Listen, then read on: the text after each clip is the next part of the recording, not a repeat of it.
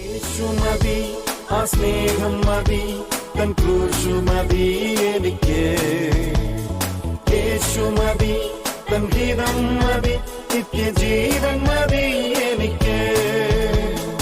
യേശു മതി, ആ സ്നേഹം മതി, തൻ ക്രൂശു മതി എനിക്ക്. യേശു മതി. എഫേസ്യ ലേഖനമാണല്ലോ നമ്മൾ പഠിച്ചുകൊണ്ടിരിക്കുന്നത്. നമ്മൾ 17-ാമത്തെ വാക്യം ഒന്നുകൂടെ വായിച്ചാട്ടെ. 4:17. ആകയാൽ ഞാൻ കർത്താവിൽ സാക്ഷീകരിച്ചു പറഞ്ഞിട്ടുണ്ടെന്നാൽ ജാതികൾ തങ്ങളുടെ വ്യർത്ഥബുദ്ധി അനുസരിച്ച് നടക്കുന്നത് പോലെ നിങ്ങൾ ഇനി നടക്കരുത്. 2 കൂട്ടരാ ഞാൻ പറഞ്ഞല്ലോ. 17-ാമത്തെ വാക്യം തൊട്ട് വരുമ്പോൾ സഭയെ ഓർപ്പിക്കുക 2 ടീമായിട്ട്. ജാതികൾ ഒന്ന്, നിങ്ങൾ അങ്ങനെ നടക്കല്ല. ഇച്ചിരി കഴിയുമ്പോൾ മനസ്സിലാവും ജാതികൾ മാത്രമല്ല ആത്മീയ ക്ഷീണമുള്ളവരും ലോകസ്നേഹത്തിലേക്കും ദ്രവ്യാഗ്രഹത്തിലേക്കും അത്യാഗ്രഹത്തിലും ഇറങ്ങിപ്പോയ ദൈവമക്കളെയും കൂടെ ആ ടീമിലാക്കിയിട്ടാണ് കർത്താവ് പറഞ്ഞത്. അവരങ്ങനെ നടന്നോട്ട്, ലോകത്തിൻ്റെ പുറകെ നടന്നോട്ട്, നിങ്ങളങ്ങനെ നടക്കല്ല. വ്യർത്ഥ ബുദ്ധി. അവർ നടക്കുന്നത് എങ്ങനെയാണ്? വ്യർത്ഥ ബുദ്ധി. അവർ വിചാരിക്കുന്ന ഭയങ്കര ബുദ്ധിയാണെന്നാ. ഈ ലോകത്തിനു വേണ്ടി ചിന്തിക്കുകയും അതിനുവേണ്ടി ഫോക്കസ് കൊടുക്കുമ്പോൾ അവരുടെ വിചാരം എന്തുവാ? ഭയങ്കര ബുദ്ധിയാണ്. കുറച്ച് കഴിഞ്ഞേ അത് അറിയത്തുള്ളൂ. നിത്യത പ്രാപിക്കുവാൻ കഴിയാത്ത, ദൈവത്തിൻ്റെ നീതി അവരുടെ മേലില്ലാത്ത അവസ്ഥ. അപ്പോൾ അവർ നടക്കുന്നതിന് പരിശുദ്ധാത്മാവ് പറഞ്ഞത് അത് വ്യർത്ഥ ബുദ്ധി. അപ്പം നമ്മൾ അതിൻ്റെ നേരെ ഓപ്പോസിറ്റ് എന്തുവാ? സ്വർഗീയ ജ്ഞാനത്തിൽ നമ്മൾ നടക്കണം. അതല്ലേ എൻ്റെ അർത്ഥം. അവർ വ്യർത്ഥ ബുദ്ധിയിൽ നടക്കുമ്പോൾ നിങ്ങൾ എങ്ങനെ നടക്കണം? സ്വർഗീയ ജ്ഞാനത്തിൽ നടക്കണം. അത് മനസ്സിലാകുവാൻ നമ്മുടെ ഉൾക്കണ്ണുകൾ പ്രകാശിക്കണം. അടുത്തത്, അവരെങ്ങനെയാണ് നടക്കുന്നത്? അവർ അന്ധബുദ്ധികളായ അജ്ഞാന നിമിത്തം, ഹൃദയകാഠിന്യ നിമിത്തം തന്നെ ദൈവത്തിന്റെ ജീവനിൽ നിന്ന് അകന്ന് മനം തഴമ്പിച്ചു പോയവരാകെ. അവര് അന്ധബുദ്ധി, അജ്ഞാനം, ദൈവത്തിൻ്റെ വെളിച്ചത്തിൽ നിന്നല്ലേ, alienated from the life of God. ദൈവത്തിൻ്റെ ജീവനിൽ നിന്ന് എന്ത് ചെയ്തു? മാറിപ്പോയി. നമ്മുടെ എല്ലാം വിചാരം കർത്താവിൻ്റെ ജീവനിലാണ് നിൽക്കുന്നത്. കർത്താവിൻ്റെ ജീവനിൽ നിന്ന് അകന്നു പോയാൽ അവർ നിർജീവമാവും. ആത്മീയമായിട്ട് എന്തായി തീരും? അത് ഈ ആദാമിനും ഹൗവയ്ക്ക് തന്നെ ഒന്നും മനസ്സിലായില്ല. തേജസ് നഷ്ടപ്പെട്ട് കുറച്ച് കഴിഞ്ഞ് അവർ വിചാരിച്ച ഈ നഗ്നത വെളിപ്പെട്ടതേ ഉള്ളെന്ന്. അതല്ല, ഇച്ചിരി കഴിഞ്ഞാൽ മനസ്സിലായത് തേജസ് നഷ്ടപ്പെട്ടു. ദൈവത്തിന് മുമ്പിൽ നിൽക്കുവാൻ കഴിയുന്നില്ല, ദൈവത്തോട് അടുക്കുവാൻ കഴിയുന്നില്ല, ഇന്നലെ വരെ നടന്നതുപോലെ ദൈവത്തോട് ചേർന്ന് നടക്കുവാൻ കഴിയുന്നില്ല. കാരണം എന്നാ? തേജസ് നഷ്ടപ്പെട്ടു, ജീവൻ നഷ്ടപ്പെട്ടു. അപ്പോൾ ഇവിടെ എഴുതിയിരിക്കുന്ന അവർ അജ്ഞാതരായി, അവർക്ക് അറിയുന്നില്ല. ആ ബുദ്ധി അന്ധമായി പോയിട്ട് അജ്ഞാനരായി ദൈവത്തിൻ്റെ ജീവനിൽ നിന്ന് അകന്നു പോയി. നിങ്ങൾ അങ്ങനെ ആയിത്തീരല്ലേ എന്ന് എഴുതിയിരിക്കുന്ന സ്തോത്രം. ദൈവത്തിൻ്റെ ജീവനിൽ നിന്ന് അകന്നു പോയാൽ എന്തായിത്തീരും? ഹൃദയം കഠിനപ്പെട്ടില്ല, അങ്ങനല്ലേ അവിടെ എഴുതി? കഠിനപ്പെട്ട്. ഹൃദയകാഠിന്യം നിമിത്തം. എങ്ങനെയാണ് ഒരാൾ ദൈവത്തിൻ്റെ ജീവനിൽ നിന്ന് അകന്നു പോകുന്നത്? സാത്താൻ ഈ അജ്ഞത, ലോകത്തിൻ്റെ ഈ ദ്രവ്യാഗ്രഹവും ഈ അത്യാഗ്രഹവും ലോകത്തിൻ്റെ ബുദ്ധി, അതുകൊണ്ട് അവിടെ എഴുതിയിരിക്കുന്നത് ദൈവത്തിൻ്റെ ജ്ഞാനത്തിൽ നിന്ന് അവരകന്നു പോയത്, ദൈവത്തിൻ്റെ ജീവനിൽ. അങ്ങനെ കുറച്ച് കഴിഞ്ഞിട്ട് ഈ ലോകമെല്ലാം കൂടി എൻ്റെ ഉള്ളിൽ, ഞാൻ എൻ്റെ എക്സാമ്പിൾ തന്നെ പറയാം, എൻ്റെ ഉള്ളിൽ ലോകത്തിൻ്റെ മോഹം, ലോകത്തിന് അവരങ്ങനെ ചെയ്യുന്നു, എനിക്ക് അതിനേക്കാൾ നന്നായി, ഇതെല്ലാം കൂടി കയറി കഴിഞ്ഞ് പിന്നെ ഞാനിരുന്ന ആത്മാവിൽ ദൈവസന്ധി വന്നിരുന്നു കഴിഞ്ഞാൽ ഇങ്ങനെ ഇരിക്കും. പരിശുദ്ധാത്മാവ് പ്രവർത്തിക്കത്തില്ല. ഞാൻ എങ്ങനെ ഇരിക്കും? സ്തോത്രം, ദൈവത്തിൻ്റെ ജീവനില്ലാതിരിക്കും. സഭായോഗത്തിൽ ചിലപ്പോൾ ഇച്ചിരി ജീവനൊക്കെ കാണിക്കാൻ എളുപ്പമായിരിക്കും, കാരണം ദൈവമക്കളെല്ലാം ഒരു പ്രാർത്ഥനാ അന്തരീക്ഷത്തിലായിരിക്കും. ഇവിടുന്ന് ഇറങ്ങിയാലോ പിന്നെ ഒട്ടും ജീവനില്ലാതെ ലോകത്തിൻ്റെ കാര്യങ്ങൾ മാത്രം ചിന്തയായിട്ട് നടക്കും. ഇവിടെ എഴുതിയിരിക്കുന്നത് ഹൃദയം കഠിനപ്പെട്ടു പോകുന്നുണ്ടാകും, ഹൃദയം മരവിച്ച് പോവുക, സ്തോത്രം. ഈ പല അസുഖങ്ങളുണ്ട്. ഡയബറ്റീസും പോലും കൂടിയാൽ ഉറുമ്പ് കടിക്കുന്ന പോലും അറിയത്തില്ലെന്നാണ് പറയുന്നത്. ഡയബറ്റീസും കൂടിയാൽ രക്തത്തിൽ അല്ലെങ്കിൽ ഷുഗറിൻ്റെ അളവ് കൂടുന്നതുകൊണ്ട് ഉറുമ്പ് വന്നിട്ട് പലയിടത്തും വന്ന് പ്രായമുള്ളവരുടെയൊക്കെ അവിടെ തിന്നും, കഴിക്കും. ഒരു സ്ഥലത്തു നിന്ന് ചോരയൊക്കെ വരും, അവിടെ പിന്നെ ഉറുമ്പുകളെല്ലാം കൂടെ കട്ടുറുമ്പ് കയറി കടിക്കും. ഈ വ്യക്തി എന്ത് ചെയ്യത്തില്ല? ഇത് അറിയത്തില്ല. ഇത് എത്ര പേർക്ക് പ്രായമുള്ളവർ സമയത്ത് ഉണ്ടാകുന്ന ഒരു അനുഭവമാണ്. അപ്പോൾ അതിൻ്റെ അർത്ഥം എന്തോ? അവിടെ അങ്ങ് മരവിച്ചു പോയി. അവിടെ എന്തായി തീർന്നു?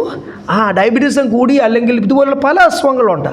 ആ സ്ഥലം അങ്ങ് മരവിച്ചു, അവിടുത്തെ ജീവൻ പോയി, സെൻസില്ല. രക്തമൊക്കെ ഉണ്ട് ഇച്ചിരകത്ത്, മുറിച്ച് നോക്കിയാൽ ചോരയൊക്കെ വരും. പക്ഷേ അവിടെ എന്തായി തീർന്നു?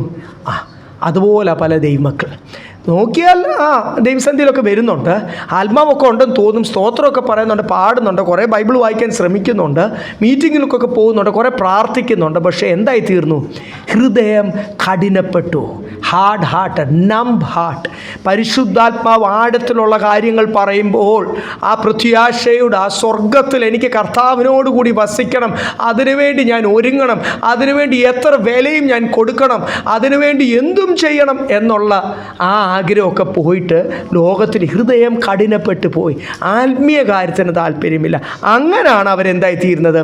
ദൈവത്തിൻ്റെ ജീവനിൽ നിന്ന് എഫെസോസിൽ അർത്തമീസ് ദേവി ശക്തിയോട് പോരിട്ട് നിൽക്കുന്ന ദൈവജനത്തെ സ്നേഹിച്ചാണ് അവരെ പറയുന്നത്, നിങ്ങളിങ്ങനെ ആകല്ല, അവരങ്ങനെ ആയിക്കോട്ടെ, നിങ്ങൾ ഇങ്ങനെ ആകല്ല. അങ്ങനെ ഹൃദയത്തിൽ നിന്ന് 18ാമത്തെ വാക്യത്തിലോ ദൈവത്തിൻ്റെ ജീവൻ ബ്ലൈൻഡ്നെസ് ഇൻ ദ ഹാർട്ട് എന്ന ഇംഗ്ലീഷ് ബൈബിൾ എഴുതിയേക്കുന്നത്, ഹൃദയം അജ്ഞത.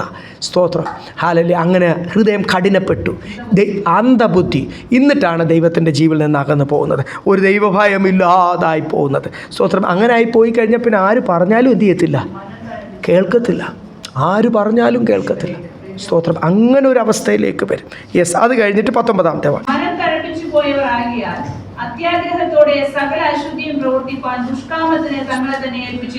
ഈ ഹൃദയം അങ്ങോട്ട് കഠിനപ്പെട്ടാൽ പിന്നെ പാപം, ദുഷ്കാമം, അത്യാഗ്രഹം, ഇതൊന്നും എന്തില്ല, അശുദ്ധി, ഇതൊന്നും ഒരു വിഷയമല്ല. ഇതൊന്നും ഒരു ഇതിനെയൊക്കെ താലോലിച്ച് ഇതിനെയൊക്കെ ഹൃദയത്തിൽ സ്ഥാനം കൊടുത്ത് അശുദ്ധി, അത്യാഗ്രഹം അറിയാമല്ലോ, ദ്രവ്യാഗ്രഹമാണ്. കവച്ചസ്നെസ്, ലവ് ഓഫ് മണി, അത് തന്നെയാണ്.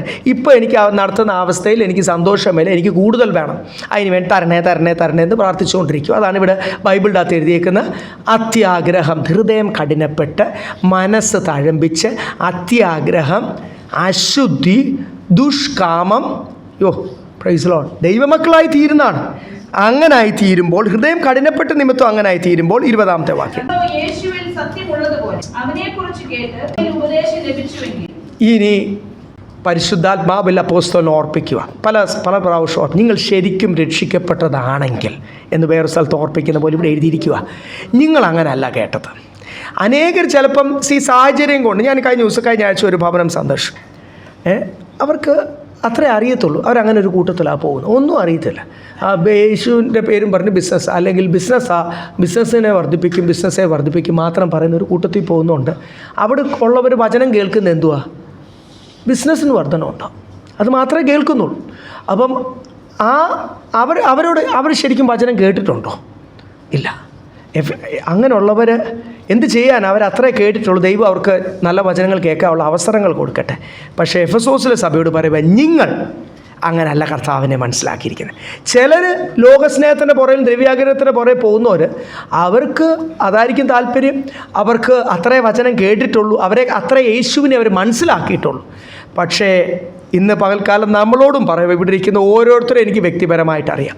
കഴിഞ്ഞ നാളുകൾ ദൈവം നിങ്ങൾക്ക് ആഴമേറിയ വചനങ്ങൾ കേൾക്കുവാനും മനസ്സിലാക്കുവാനും ദൈവസന്നിധിയിൽ തീരുമാനമെടുക്കുവാനും അവസരങ്ങൾ തന്നവരാ ഇവിടെ ഇരിക്കുന്ന ഓരോരുത്തരും. അല്ലാത്തവരെ ഒന്നും ദൈവം ഇവിടെ വരുവാൻ അനുവദിക്കുന്നില്ലെന്നുള്ളതാണ് അതിൻ്റെ സത്യം. സ്തോത്രം. വന്നു പോകുന്നു പലരും. പക്ഷേ ഇവിടെ ഇരിക്കുന്ന ഓരോരുത്തരും കഴിഞ്ഞ നാളുകൾ ഡീപ്പായിട്ട് ദൈവം നിങ്ങളോട് ഇടപെട്ടവരാ ഇല്ലെന്ന് ആർക്കെങ്കിലും പറയാൻ പറ്റുമോ? ആർക്കും പറയാൻ പറ്റത്തില്ല. ശക്തമായിട്ട് ദൈവം ഇടപെട്ടവരാ. പിന്നെ നമ്മൾ ചില ഏരിയകളൊക്കെ വിട്ടുകൊടുക്കുന്നില്ല, നമ്മൾ തീരുമാനമെടുക്കുന്നില്ല എന്ന് മാത്രമേ ഉള്ളൂ. ശക്തമായിട്ട് ദൈവം മനസ്സിലായില്ല എന്ന് പറയാൻ പറ്റില്ല. പരിശുദ്ധാത്മാവ് ഇടപെടുമ്പോൾ ആർക്കും മനസ്സിലാവും. ആർക്കും മനസ്സിലാകാത്ത ഒരു വ്യക്തി പോലും, ട്രൈബൽസിൽ വനത്തിൽ താമസിക്കുന്നവർക്ക് പോലും, സ്കൂള് പോട്ടെ അക്ഷരം കണ്ടിട്ടില്ലാത്തവർക്ക് പോലും മനസ്സിലാവും എൻ്റെ കർത്താവ് ഇടപെട്ടാൽ. അതാണ് പരിശുദ്ധാത്മാവിൻ്റെ പ്രത്യേകത. സ്തോത്രം. അതുകൊണ്ട് ആർക്കും മനസ്സിലായില്ല എന്നൊന്നും പറയാൻ പറ്റില്ല. ഇത് ഡീപ്പായിരുന്നു, ആഴങ്ങൾ. നിങ്ങളെ വിളിച്ച വിളി അനുസരിച്ച് നിങ്ങളെ ഉണർത്തുവാൻ, ജീവിപ്പിക്കുവാൻ പരിശുദ്ധാത്മാവ് ഇടപെടുമ്പോൾ, അതുകൊണ്ട് ഇവിടെ സഭയോട് പറയുക, നിങ്ങൾ അങ്ങനെയുള്ളവരല്ല. നിങ്ങളുടെ കേസ് ഡിഫറെൻറ്റാണ്. നിങ്ങൾ അവരെ നോക്കണ്ട, നിങ്ങൾ ഇവരെ നോക്കണ്ട. അതല്ലേ എൻ്റെ അർത്ഥം. നിങ്ങൾ അവർ നടക്കുന്ന പോലെ നടക്കാൻ ആഗ്രഹിക്കേണ്ട, ഇവരെ നിങ്ങൾ നോക്കണ്ട. അയ്യോ അവരങ്ങനായി തീർന്നു, എൻ്റെ മക്കൾ അല്ലെ, ഞാനിങ്ങനെ, എനിക്ക് ഒത്തിരി കാര്യങ്ങൾ ഇനി ചെയ്യാമല്ലോ. എല്ലാവർക്കും ചെയ്യാം, എനിക്കും ചെയ്യാം, നിങ്ങൾക്കും ചെയ്യാം. നമ്മളെക്കാൾ കൂടുതൽ ചെയ്യാമായിരുന്നു പൗലോസ് അപ്പോസ്തലൻ. അത്ര വലിയ വ്യാപാരിയായിരുന്നു തൻ്റെ പിതാവ്. അത് മുഴുവനും കൈകാര്യം ചെയ്യുവാൻ വിളിക്കപ്പെട്ടവൻ അല്ലെങ്കിൽ ജനിച്ചവൻ.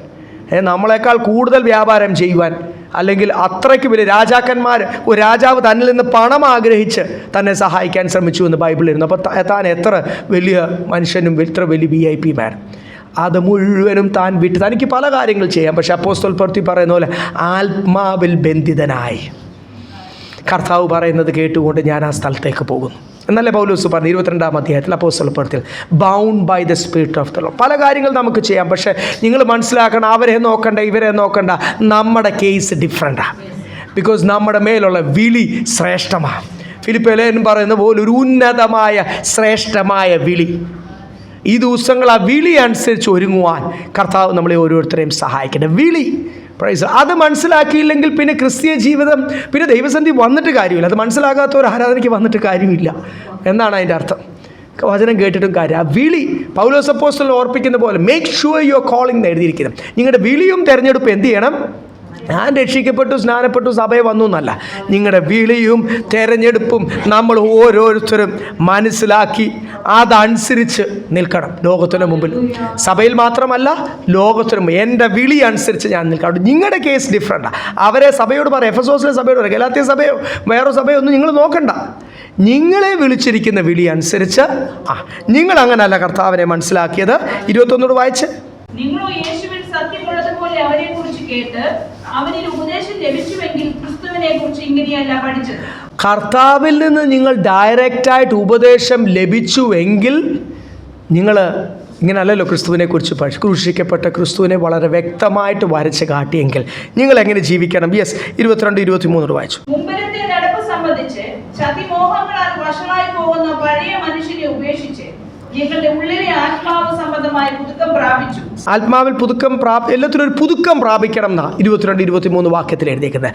അപ്പം ഇവിടെ പണ്ട് നിങ്ങൾ നടന്ന പോലെ വഷളത്വം പ്രവർത്തിച്ച് ലൗകികരായി പണ്ട് നിങ്ങൾ നടന്ന പോലെ ഇനി നിങ്ങൾ നടക്കല്ല എന്ന് പരിശുദ്ധാത്മാവ് സഭയോട് പറയുവാൻ കാരണം ആത്മീയ ക്ഷീണം വന്നപ്പോൾ പഴയ ചില അനുഭവങ്ങളൊക്കെ ജീവിതത്തിൽ എന്ത് ചെയ്തു? പൊങ്ങി വന്നു. അപ്പോൾ പണ്ട് നിങ്ങൾ നടന്ന പോലെ ഇനി നിങ്ങൾക്ക് നടക്കാൻ പറ്റത്തില്ല. നിങ്ങൾ കർത്താവിനെ വ്യക്തമായിട്ട് മനസ്സിലാക്കിയത്. അതുകൊണ്ട് ഇവിടെ സഭയോട് പറയുക, പണ്ട് നിങ്ങൾ നടന്ന പോലെ ഇനി നിങ്ങൾ എന്ത് ചെയ്യല്ല? നടക്കല്ല, പുതുക്കം പ്രാപിക്കണം. ആത്മാവ് സംബന്ധമായ പുതുക്കം പ്രാപിച്ച് സത്യത്തിന്റെ ഫലമായ നീതിയിലും വിശുദ്ധിയിലും ദൈവാനുരൂപമായി സൃഷ്ടിക്കപ്പെട്ട പുതു മനുഷ്യനെ ധരിച്ചുകൊള്ളും. അതനുസരിച്ച് നിങ്ങൾ നടത്തണം. അപ്പം നിങ്ങളുടെ കാഴ്ചപ്പാടിനൊരു പുതുക്കം വേണം, നിങ്ങളുടെ വിശ്വാസത്തിനൊരു പുതുക്കം വേണം, നിങ്ങളുടെ എല്ലാം ദൈവസ്നേഹമാട്ട്, സംസാരമാട്ട്, പ്രവൃത്തിയാട്ട്, തീരുമാനങ്ങളാട്ട് നിങ്ങളുടെ ജീവിതത്തിലേ എന്ത് ചെയ്യണം? പണ്ട് നിങ്ങൾ നടന്ന പോലെ നടക്കാൻ പറ്റത്തില്ല. പണ്ട് നിങ്ങൾ ലോകത്തിന് വേണ്ടി നടന്നു കാണും, ലോകത്തിന് ഇമ്പോർട്ടൻസ് കൊടുത്ത് നടത്തു കാണും. ഇനി നിങ്ങളുടെ നടത്തൻ പിന്നെ ഇവിടെ എഴുതിയേക്കുന്നത് ആ വാക്യം മുഴുവൻ പിന്നീട് വായിച്ച് പിന്നെയും വായിച്ചു കഴിഞ്ഞാൽ എല്ലാത്തിനും എന്ത് ചെയ്യണം? ഒരു പുതുക്കം വേണം. ഒരുവൻ ക്രിസ്തുവിലായാൽ പുതിയ സൃഷ്ടിയാണ്. പഴയതെല്ലാം കൊരിന്ത്യർ സഭയോട് പറയുക, പഴയതെല്ലാം എന്ത് ചെയ്തു? അതെല്ലാം എഴുതിയിരിക്കുന്നത് അങ്ങനെയല്ലേ?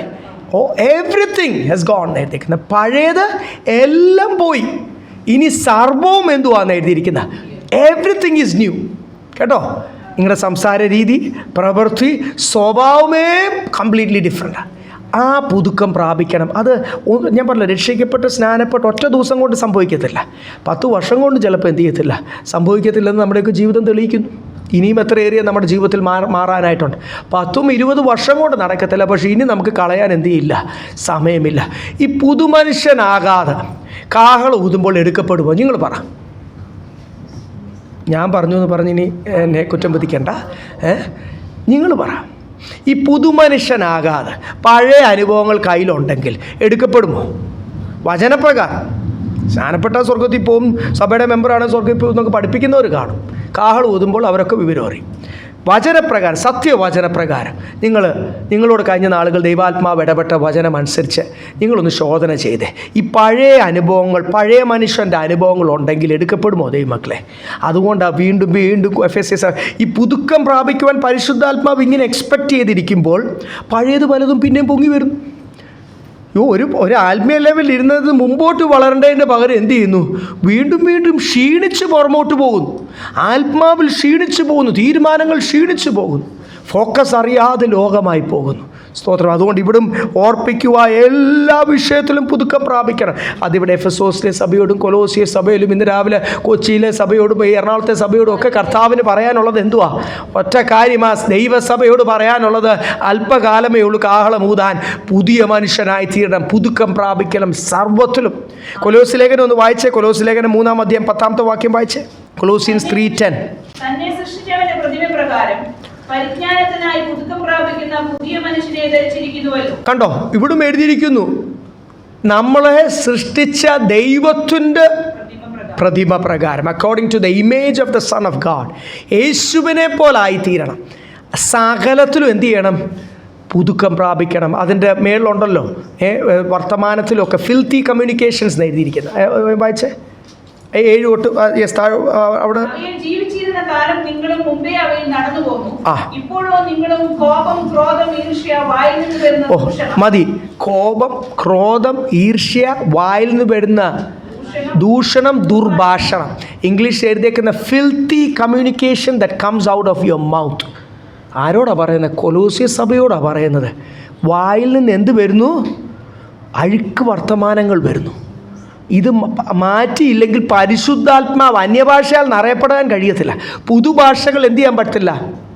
വായിൽ നിന്ന് ദുർഭാഷണം, മോശം. ദൈവമക്കളുടെ ജീവിതത്തിൽ സാത്താൻ പ്രവർത്തിക്കുമ്പോൾ ഉണ്ടാകുന്ന കാര്യമാണ് ഈർഷ്യ. ഓരോ ജഡിക സ്വഭാവങ്ങൾ പറഞ്ഞിട്ട് വായിൽ നിന്ന്. ഈ വാ എന്തിനുപയോഗിക്കുവാനാണ് രക്ഷിക്കപ്പെട്ട സമയം തൊട്ട്? കർത്താവിന് വേണ്ടി സംസാരിക്കണം. അതും പരിജ്ഞാനത്തോടുകൂടി സംസാരിക്കണം. വചനം സംസാരിക്കണം. അനേകരെ എൻകറേജ് ചെയ്യണം. അനേകർ നമ്മുടെ സംസാരം ഒരു ആശ്വാസമായി തീരണം. അപ്പോഴാണ് ഇവിടെ കൊലോസ്യ സഭയോട് പറയുന്നത്, വായിൽ നിന്ന് എന്ത് ചെയ്യണം? ദുർഭാഷണം. ഇതെല്ലാം മാറ്റിയിട്ട് 10-ാമത്തെ വാക്യത്തിൽ കൊലോസ്യ ലേഖനത്തിൽ എഴുതിയിരിക്കുന്ന പോലെ സൃഷ്ടിച്ച വലിയവനായ പരിശുദ്ധനായ പിതാവായ ദൈവത്തിൻ്റെ രൂപമനുസരിച്ച് നിങ്ങൾ പരിജ്ഞാനത്തിനായി ആ യേശുവിൻ്റെ പരിജ്ഞാനം അനുസരിച്ചാൽ യേശുവിനെ പോലെ according to the knowledge of God നിങ്ങൾ എന്ത് ചെയ്യണം? ഒരു പുതുക്കം പ്രാപിക്കണം. സ്റ്റാൻഡേർഡ്സ് ദൈവമാണ്. നിങ്ങൾ അപ്പോഴേ ചിന്തിക്കുക, അയ്യോ എന്നെ കൊണ്ട് കഴിയത്തില്ല ദൈവത്തെ പോലായി തീരുവാൻ. പരിശുദ്ധാത്മാവുണ്ട് ഉള്ളിൽ സഹായകനായിട്ട്. പരിശുദ്ധാത്മാവ് ഇടപെട്ടുകൊണ്ടിരിക്കുന്നത്. അതാണ് നമ്മൾ താഴോട്ട് വായിക്കുന്നത്. പുതുക്കം പ്രാപിക്കണം എന്ന് എഴുതിയിട്ട് റോമാലേഖനം 8:9 വായിച്ചേ.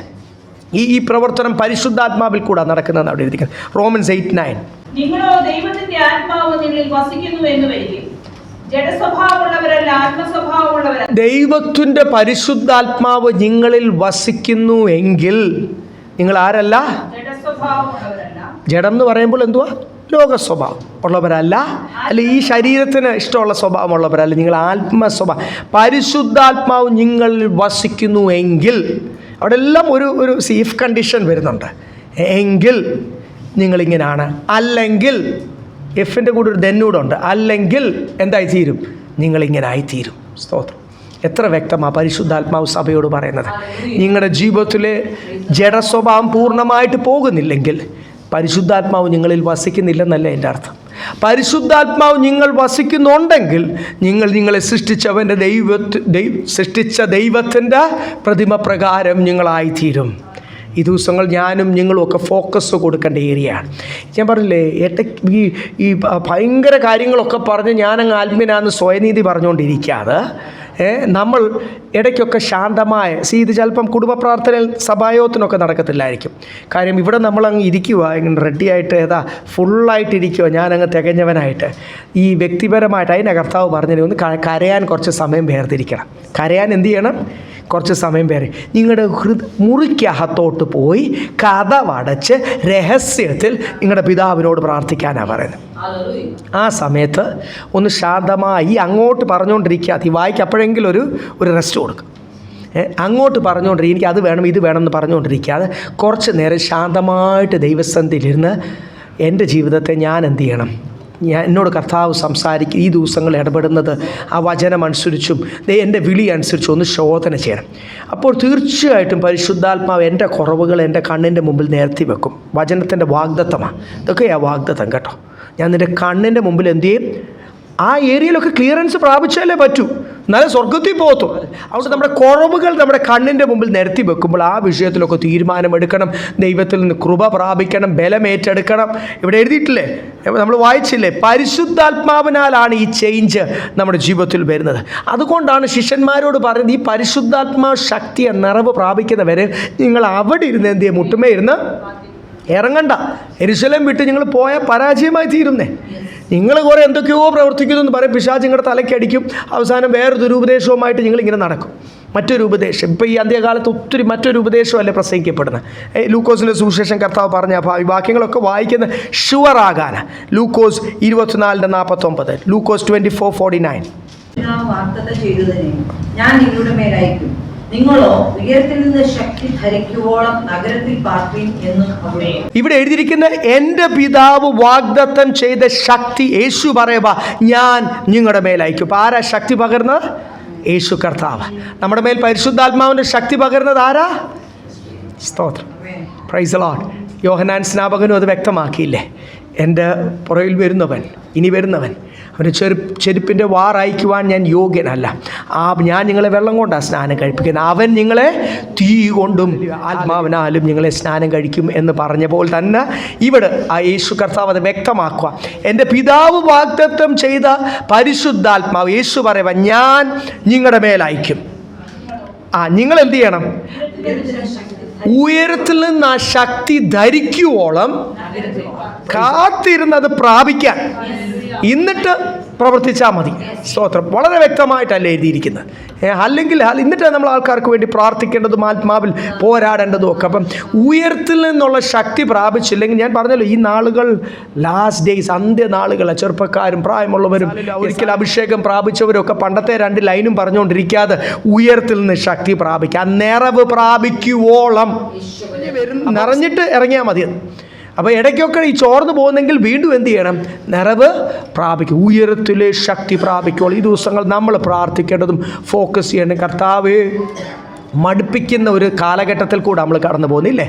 നമ്മൾ ഈ കാലഘട്ടം എന്തുവാണ്? നമ്മളെല്ലാവരെയും മടുപ്പിക്കുന്ന, ദൈവത്തിൻ്റെ ജീവനിൽ നിന്ന് അകത്തി നമ്മളെ കളയുകയും മടുപ്പിക്കുന്ന ഒരു കാലഘട്ടത്തിൽ കൂടി നമ്മൾ നടന്നു പോകുമ്പോൾ യേശു തന്നെ നമ്മളെ ഓർപ്പിക്കുക, ഉയരത്തിലെ ശക്തി പ്രാപിക്കുവോളം. സ്തോത്രം. യെസ്, അതിൻ്റെ 24 വാക്യം. സത്യത്തിന്റെ ഫലമായി നീതിയിലും വിശുദ്ധിയിലും ദൈവാനുരൂപമായി സൃഷ്ടിക്കപ്പെട്ട പുതു മനുഷ്യനെ ധരിക്കണം.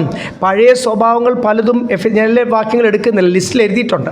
പഴയ മനുഷ്യൻ എന്തൊക്കെയാണ്? ദുർഭാഷണം, ഓരോ സ്വഭാവങ്ങൾ, അത്യാഗ്രഹം, കോപം, ക്രോധം, ഈർഷ്യ, ജഡത്തിൻ്റെ സ്വഭാവങ്ങളുടെ ബാക്കി ലിസ്റ്റ് ഗലാത്യയിൽ എഴുതിയിട്ടുണ്ട്. അപ്പോൾ ഇവിടെ എല്ലാം എല്ലാ സഭയോടും ഈ പഴയ സ്വഭാവങ്ങൾ, പഴയ മനുഷ്യൻ, ആ ഒറിജിനൽ എൻ്റെ സ്വഭാവം ഒക്കെ അങ്ങോട്ട് മാറ്റിയിട്ട് പുതു മനുഷ്യനെ ധരിച്ചു കൊള്ളുവീൻ. ഗ്രീക്കിലും മൂലഭാഷയിലും ഒക്കെ അതാണ് എഴുതിയിരിക്കുന്നത്. To put on, to be clothed on എന്നൊക്കെ എഴുതിയിരിക്കുന്നത്. അപ്പം പുതു മനുഷ്യനെ എന്ത് ചെയ്യണം?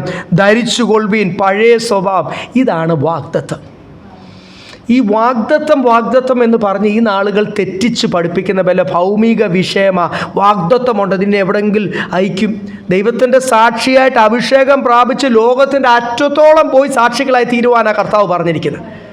അപ്പം ഭൗമിക ചില വിഷയങ്ങൾ പറഞ്ഞ് അതാ വാഗ്ദത്തം എന്ന് തെറ്റിച്ച് പറയുന്ന ഈ ഒരു കാലഘട്ടത്തിൽ നിങ്ങൾ ഓർത്തോണം. സ്തോത്രം. വളരെ വ്യക്തമായിട്ട് ആ വാഗ്ദത്തം വിലയേറിയതും അതിമഹത്വമാണ്. ഇല്ലേ പത്രോസ് ലേഖനത്തിൽ പറയുന്നത്? 2 പത്രോസ് 1:4, 2 Peter 1:4.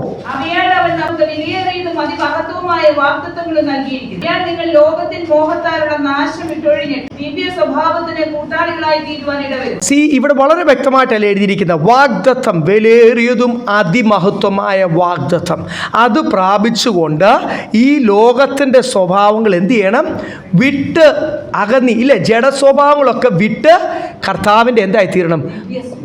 ദിവ്യ സ്വഭാവം പ്രാപിക്കണം. ലോക സ്വഭാവം വിട്ടിട്ട് ദിവ്യ സ്വഭാവം പ്രാപിക്കണം.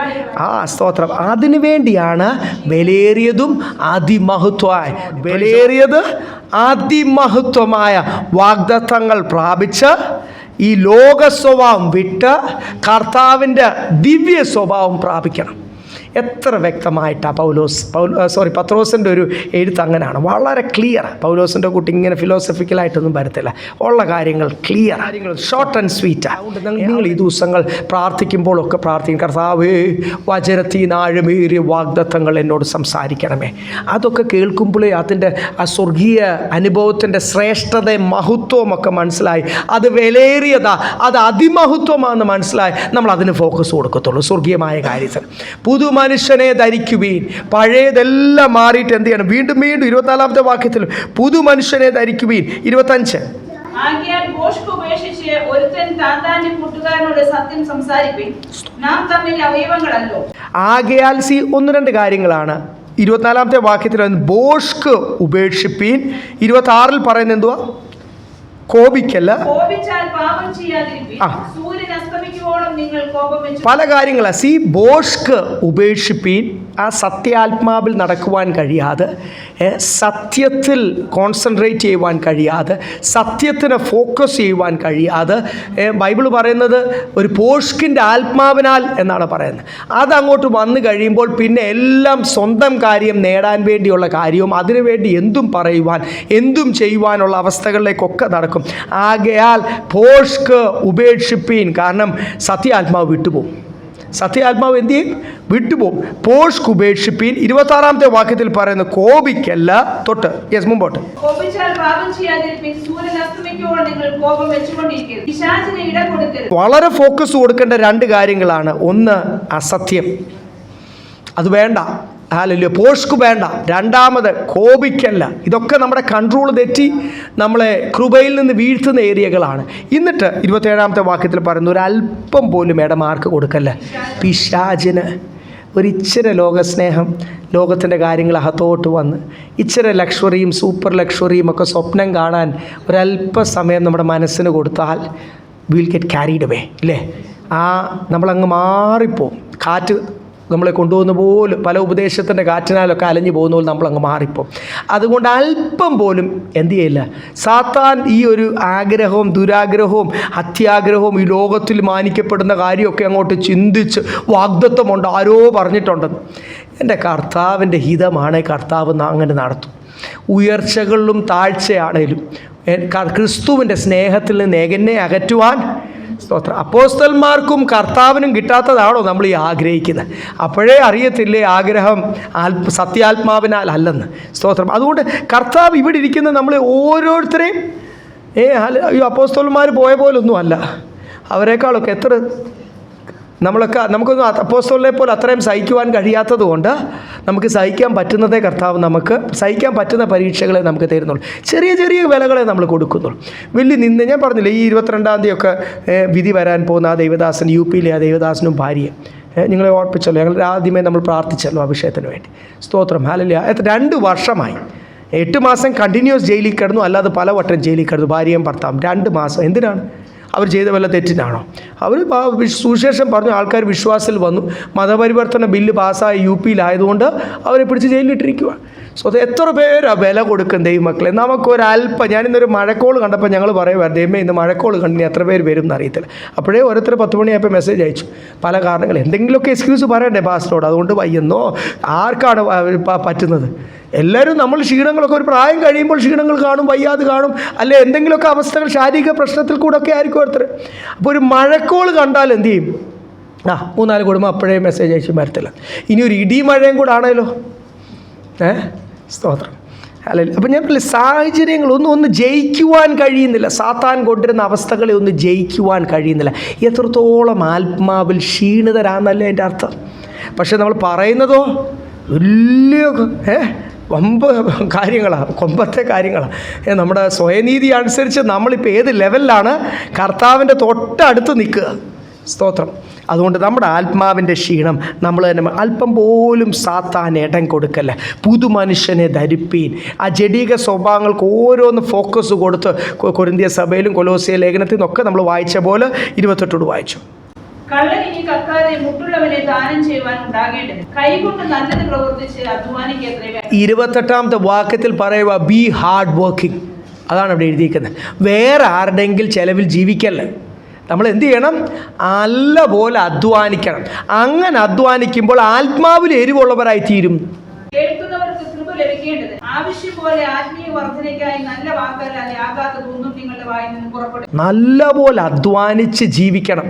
അത് അങ്ങനെ തന്നെയാണ് എബ്രായ ലേഖനം 6-ാം അധ്യായത്തിലും റോമാലേഖനത്തിലും ഒക്കെ എഴുതിയിട്ടുണ്ട്. ഞാൻ ആ വാക്യങ്ങൾ എടുക്കുന്നില്ല. റോമാലേഖനം 12-ാം അധ്യായത്തിലൊക്കെ എഴുതിയിട്ടുണ്ട്.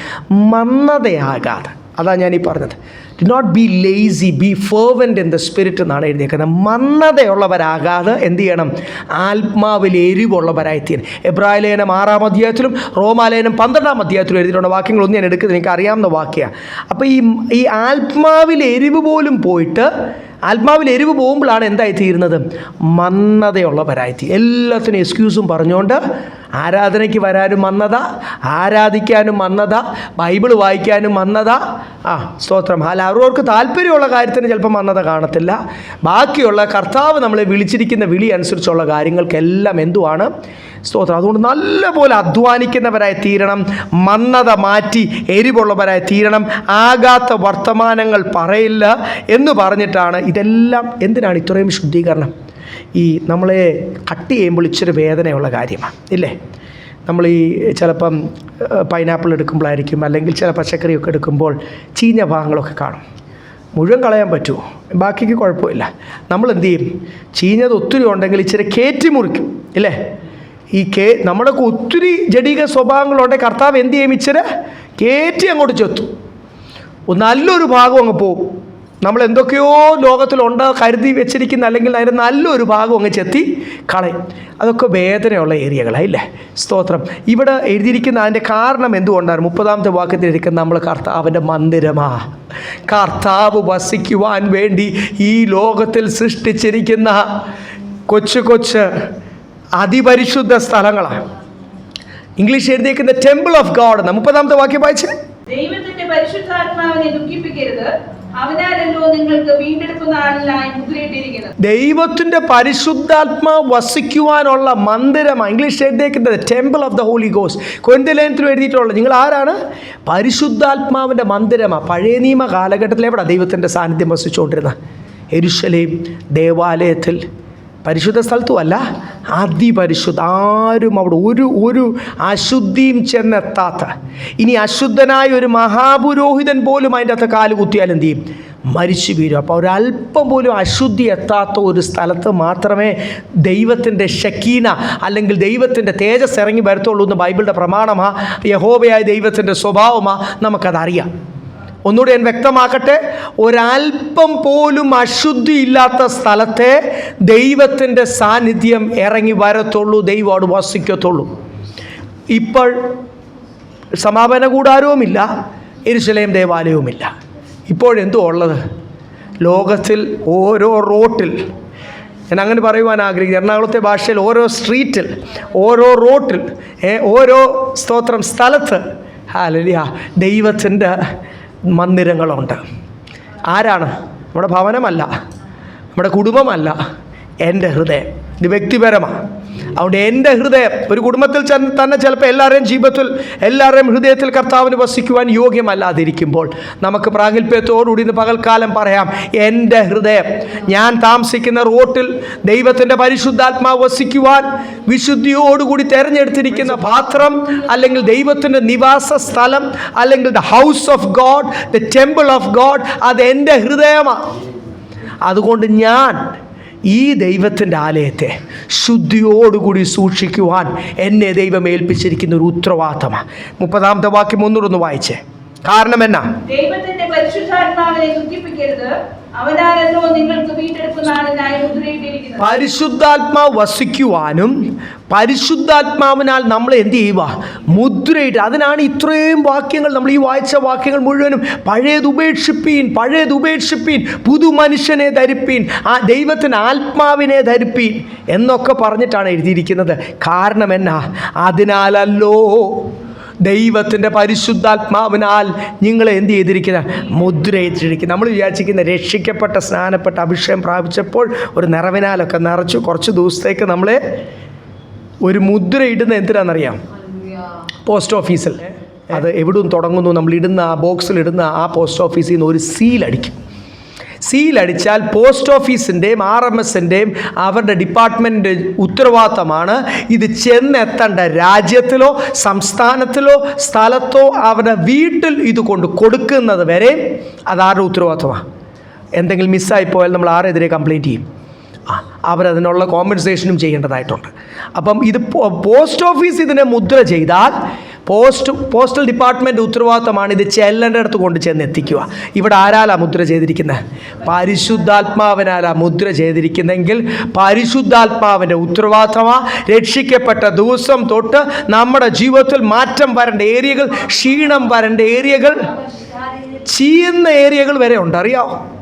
പഴുക്കുന്ന ഏരിയകളുണ്ട്. അപ്പോൾ അവിടെയൊക്കെ ഒരു ശുദ്ധീകരണം, ആ പഴുപ്പുകളെയൊക്കെ മാറ്റി ചീക്കൊക്കെ വെട്ടി അവിടെ ഒരു സൗഖ്യം പകരുവാൻ ഇത് ആരുടെ ഉത്തരവാദിത്വം? ദൈവമക്കളെ, പരിശുദ്ധാത്മാവിൻ്റെ ഉത്തരവ് ചെന്നെത്തിക്കേണ്ടടുത്ത് കൊണ്ട് എത്തിക്കും. പക്ഷേ അതിൻ്റെ ഇടയ്ക്ക് പരിശുദ്ധാത്മാവിനെ ദുഃഖിപ്പിച്ചാൽ, ആത്മാവ് പറയുന്ന ഞാൻ വീണ്ടും വീണ്ടും അവോയ്ഡ് ചെയ്താൽ, വളരെ വ്യക്തമായിട്ടല്ലേ വചനത്തിൽ എഴുതിയേക്കുന്നത്, ദൈവത്തിൻ്റെ പരിശുദ്ധാത്മാവ് സദാകാലം നിങ്ങളോട് വാദിച്ചുകൊണ്ടിരിക്കത്തില്ല, നിങ്ങൾ എന്ത് ചെയ്യും? അതുകൊണ്ട് ഇപ്പോഴും നമ്മളോട് ഇടപെടുന്നുണ്ടല്ലോ, ഇല്ലേ? പരിശുദ്ധാത്മാവ് കൈവിട്ടവർ ഇവിടെ ഇരിപ്പുണ്ടോ? അത് നിങ്ങൾ തന്നെ ശോധന ചെയ്യേണ്ടത്. അത് ഞാൻ വിധിക്കാൻ ഞാൻ ആളല്ല, നിങ്ങൾ തന്നെ ശോധന ചെയ്യേണ്ട കാര്യം. എന്നെ പരിശുദ്ധാത്മാവ് കൈവിടാതിരിപ്പാൻ ഞാൻ എന്ത് ചെയ്യണം? സ്തോത്രം. പരിശുദ്ധാത്മാവിനെ ദുഃഖിപ്പിക്കലെന്ന് പറയുന്ന അർത്ഥം നിങ്ങൾക്ക് മനസ്സിലായല്ലോ. പല പ്രാവശ്യം പരിശുദ്ധാത്മാവ് എന്നെ ഓർപ്പിച്ചു, ആ കാര്യങ്ങളിൽ നിന്ന് തീരുമാനമെടുക്കുക. വിടാതെ എന്നെ ഓർപ്പിച്ചാൽ അത് മൈൻഡ് ചെയ്യാതെ എൻ്റെ ഇഷ്ടം പോലെ പോയാൽ അതിന് പറയുന്നതാണ് പരിശുദ്ധാത്മാവിനെ ഞാൻ എന്ത് ചെയ്യുക? പരിശുദ്ധാത്മാവിൻ്റെ ആലോചനയ്ക്ക് വില കൊടുക്കാതെ, ദൈവത്തെ ഭയക്കാതെ, ദൈവം ശിക്ഷിക്കുകയൊക്കെ ചെയ്യും. അത് പിന്നീടുള്ള കാര്യമല്ലേ. പിന്നെ ഞാൻ അടിയൊക്കെ ഞാൻ വാങ്ങിച്ചോളാം. ചിലരൊക്കെ അഹങ്കാരത്തിൽ പറഞ്ഞ് കേട്ടോ, അതൊക്കെ ഞാൻ ഏറ്റെന്നേ. ചില കഴിയുമ്പോൾ കാണാം ഇവിടെയൊക്കെ കാര്യങ്ങൾ. Praise the Lord. നമ്മുടെ ആരെയും അഹങ്കാരത്തിൽ അങ്ങനെ പോലും പറഞ്ഞു പോകാം. അഹങ്കാരത്തിൽ പിശാച് നമ്മളെ അങ്ങനെ പ്രേരിപ്പിക്കും, ആ കോപത്തിലും അഹങ്കാരത്തിലൊക്കെ പറയാൻ. ഹല്ലേലൂയ. നമുക്ക് പ്രൈസ് ദി ലോർഡ് ദൈവത്തിന് മുമ്പ് നിൽക്കാൻ കഴിയത്തില്ല. പിന്നെ അതുകൊണ്ട് ദൈവത്തോട് കളിക്കാൻ ശ്രമിക്കല്ലേ. പരിശുദ്ധാത്മാവ് എന്ന് പറയുന്ന വെറും ഒരു ആത്മാവല്ല, ദൈവത്തിൻ്റെ മൂന്നാം വ്യക്തിത്വമാ. പരിശുദ്ധാത്മാവാം ദൈവം എന്നാണ് അപ്പോസ്തലൻ പ്രവൃത്തി പറയുന്നത്. ദൈവത്തോട് കളിക്കുന്നത് പോലാണ് പരിശുദ്ധാത്മാവിനോട് കളിച്ചാൽ അതിന് ക്ഷമയില്ല, അതിന് വീണ്ടും ഒരു യാഗം ശേഷിക്കുന്നില്ല. അതുകൊണ്ട് സഭയെ ഓർപ്പിക്കുക, പരിശുദ്ധാത്മാവിനെ ദുഃഖിപ്പിക്കല്ല. അതിനാലല്ലോ പരിശുദ്ധാത്മാവിനാൽ നിങ്ങളെ മുദ്ര ചെയ്തിരിക്കുന്നത് എന്ന് പറഞ്ഞിട്ടാണ് 30-32 വായിച്ചു. എല്ലാ കയ്പും കോപവും ക്രോധവും കൂറ്റാരവും ദൂഷണവും സകല ദുർഗുണവുമായി നിങ്ങളെ വിട്ടൊഴിഞ്ഞു പോകട്ടെ. ഈ കോപം, ക്രോധം, മത്സരങ്ങളൊക്കെ സഭയിൽ വരുന്നു, അതൊക്കെ നിങ്ങളെ വിട്ടുപോകട്ടെ എന്ന് എഫെസോസ് സഭയോട് പറഞ്ഞിട്ട്, നിങ്ങൾ തമ്മിൽ ദയയും മനസ്സലിവുമുള്ളവരായി ദൈവം ക്രിസ്തുവിൽ നിങ്ങളോട് ക്ഷമിച്ചതുപോലെ അന്യോന്യം ക്ഷമിക്കും. അപ്പോൾ ഇതൊക്കെ എന്തുണ്ടായി? ക്ഷമിക്കുവാൻ കഴിയാത്ത അവസ്ഥകൾ സഭയിലുണ്ടായി എന്നല്ലേ എൻ്റെ അർത്ഥം? സഭ വളരുമ്പോൾ ഇതൊക്കെ എവിടും ഉണ്ടാവുമെങ്കിൽ, എഫെസോസിലുണ്ടാവുമെങ്കിൽ എന്ത് ചെയ്യും? ഇവിടും ഉണ്ടാകാൻ ചാൻസ് ഉണ്ട്. അതുകൊണ്ട് അങ്ങനത്തെ മത്സരങ്ങളൊന്നും വരാതെ, ഇനി എന്തെങ്കിലും കൂട്ടു സഹോദരനോ സഹോദരിയോ അവരുടെ പരിജ്ഞാനക്കേടിലോ അവരുടെ മൂഡ് ഔട്ടായിട്ടിരിക്കുന്ന സമയത്ത് എന്തെങ്കിലും പറഞ്ഞു എന്നങ്ങ് വിചാരിച്ചോണം. നമ്മുടെ ഉള്ളിൽ പരിശുദ്ധാത്മാവ് ഉള്ളതുകൊണ്ട് നമ്മളത് എന്ത് ചെയ്യണം എന്ന് ഇവിടെ എഴുതിയിരിക്കുന്നത്? ക്ഷമിക്കണം, അതങ്ങ് സഹിക്കണം. ഹല്ലേലൂയ. ആത്മാവില്ലാത്തവർ, ആത്മാവിൽ ക്ഷീണിച്ചുള്ളവർ പറയട്ടെ, അത് നമ്മളങ്ങ് ക്ഷമിക്കണം, സഹിക്കണം. സ്നേഹത്തിൻ്റെ ആത്മാവിൽ വളരണം ഒന്നിച്ച്. Praise the Lord. പിശാച് ലജ്ജിച്ചു പോകും ദൈവമക്കളെ. പിശാചിനെ ലജ്ജിപ്പിക്കുവാനാണ് ദൈവം നമ്മളെ അഭിഷേകം ചെയ്തിരിക്കുന്നത്. അങ്ങനെയാണ് നമ്മുടെ ജീവിതത്തിൽ മാറ്റം വരികയും പുതു മനുഷ്യനെ ധരിച്ചുകൊണ്ട് എന്തെങ്കിലും വേദനിപ്പിക്കുന്ന അവസ്ഥകൾ നമ്മുടെ ജീവിതത്തിലൂടെ അതൊക്കെ മാറ്റി ഒന്നിച്ച് ആത്മാവിൽ വളർന്ന് നമ്മുടെ ക്ഷീണമുള്ള പ്രിയ സഹോദരങ്ങൾക്ക് ഓർത്ത് പ്രാർത്ഥിക്കാം. നമുക്കും ക്ഷീണം വരാതിരിപ്പാൻ ആത്മാവിൽ വളരാം. വളരെ പ്രതീക്ഷയോടുകൂടിയാണ് എഫെസോസ് സഭയെ ഓർപ്പിച്ച പോലെ ഇന്ന് പകൽക്കാലം നമ്മുടെ ഈ ചെറിയ കൂട്ടത്തെയും ദൈവം ഓർപ്പിക്കുന്ന, ഈ സഭയും ദൈവം ഓർപ്പിക്കുന്നത്. അതുകൊണ്ട് സ്തോത്രം. ദൈവം നമ്മളെ ഇപ്പോൾ സുപ്രസാദ കാലമാണ്, ആത്മാവിൽ വളർന്ന് അത് നമ്മുടെ ജീവിതത്തിൽ ഇതൊരു പുതിയ ലൈഫ് സ്റ്റൈലാണ്, ഇല്ലേ? പഴയ ജീവിത ശൈലി മാറ്റി, പഴയ സ്വഭാവം മാറ്റി നിങ്ങളെ സൃഷ്ടിച്ച ദൈവത്തിന് അനുരൂപരായി തീർന്ന് പുതുക്കം പ്രാപിച്ച് കർത്താവിനെ ധരിച്ച് ജീവിക്കുവാൻ എഴുതി. അപ്പോൾ ഇത് പുതിയ ലൈഫ് സ്റ്റൈലാണ്. അതിൻ്റെ അകത്ത് കർത്താവിനെ ധരിക്കുക എന്ന് പറയുമ്പോൾ അതിൻ്റെ അർത്ഥം എന്തുവാ? നമ്മളെ കാണുന്നവരോട് മനസ്സിലാക്കണം ഒരു പുതുമ. അപ്പം ഡ്രസ്സിങ്ങിൽ, സംസാരത്തിൽ, നമ്മുടെ സ്വഭാവത്തിൽ, നമ്മുടെ ഇടപെടലിൽ, നമ്മുടെ തീരുമാനങ്ങളിൽ, നമ്മുടെ എല്ലാ കാര്യം, കൊടുക്കൽ വാങ്ങൽ, എല്ലാ ഏരിയ ജീവിതത്തിൻ്റെ എല്ലാ മേഖലയിലും ഒരു മാറ്റത്തിനായിട്ട് ദൈവസന്നിധിയിൽ സമർപ്പിക്കാം. ഞാനത് ദൈവഹിതത്തിന് സമർപ്പിക്കുമ്പോൾ എൻ്റെ പ്ലാനൊക്കെ തെറ്റും. ദൈവഹിതത്തിന് സമർപ്പിക്കുമ്പോൾ എൻ്റെ ആഗ്രഹമൊന്നും നടക്കത്തില്ല. ദൈവഹിതത്തിന് സമർപ്പിക്കുമ്പോൾ ദൈവം എന്നെ വിളിച്ച വിളി അനുസരിച്ച് ഒരുക്കും. അതാണ് ദൈവമക്കളെ ജീവിതത്തിലെ ഏറ്റവും ശ്രേഷ്ഠം. ഒരു രൂപാന്തരത്തോടുകൂടി അടുത്ത വാക്യത്തിൻ്റെ അധ്യായത്തിൻ്റെ 1-ാമത്തെ വാക്യത്തിൽ പറയുന്നത്, എന്നെ അനുകരിപ്പീ, അതിന് യോഗ്യരാക്കി തീർക്കുവാൻ ഒരു തികവിലെ കർത്താവ് നമ്മളെ വളർത്തട്ടെ. കർത്താവിൻ്റെ വരവ് അടുത്തിരിക്കുന്ന സമയമായതുകൊണ്ടായിരിക്കും ഇത്രയും ഡീപ്പായിട്ട് പരിശുദ്ധാത്മാവ് നമ്മളോട് ഇടപെടുന്നത്. അതനുസരിച്ച് ഇനി മാറ്റം വന്നില്ലെങ്കിൽ നമ്മൾ ആരോട് കണക്ക് പറയണം? കർത്താവിനോട് കണക്ക്. അറിഞ്ഞില്ല കേട്ടില്ല എന്നൊന്നും പറയാൻ പറ്റത്തില്ല. കർത്താവിനോട് കണക്ക് പറഞ്ഞു. ഒരു ആത്മീയ വളർച്ചയ്ക്കായിട്ട് ദൈവസന്ധി സംഭവിക്കാം. കർത്താവ് നമ്മളെ സഹായിക്കും. പരിശുദ്ധാത്മാവിനാൽ നമ്മളെ മുദ്രയിട്ടിരിക്കുക. നമ്മളായിട്ട് സാത്താൻ ഇടം കൊടുക്കുക. സാത്താന് നമ്മുടെ ജീവിതത്തിൽ ഒന്നും ചെയ്യുവാൻ കഴിയും. ആ ഒരു കോൺഫിഡൻസ് നമ്മുടെ ജീവിതത്തിൽ വേണം. ദൈവം സഹായിക്കും.